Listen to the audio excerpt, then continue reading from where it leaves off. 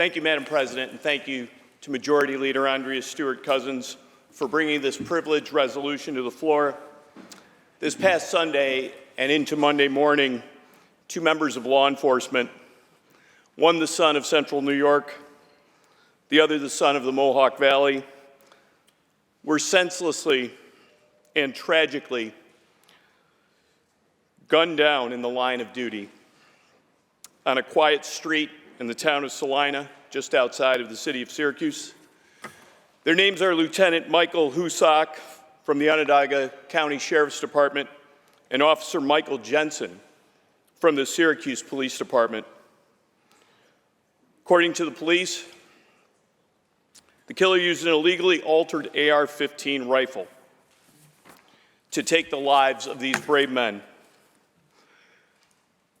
According to Syracuse Police Chief Joe Cecil, the individual was trying to provoke an interaction with police. Syracuse Mayor Ben Walsh referred to that day as our worst nightmare come true. I'll add that it is an awful reminder that routine police work is never routine, and police officers always should have our respect and support. In life, Lieutenant Hoosock and Officer Jensen were united by a sense of service, by their bravery, and by their willingness to put themselves between the danger and the people they swore to keep safe.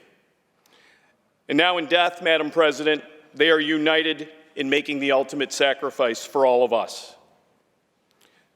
We are devastated for the families, for Lieutenant Hoosock's wife and 3 children, for Officer Jensen's family in Rome, New York, and for their fellow law enforcement officers.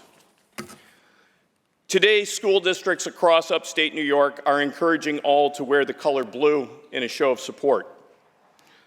Restaurants are reserving an empty table in their honor. And in the days ahead, we'll witness and take part in more solemn rituals. Law enforcement from across the state and our country will be there. The community will be there.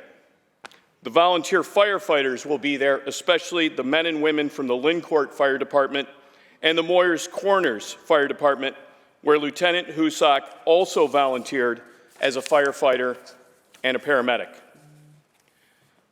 Regular folks from Rome and Clay and Syracuse will line the streets.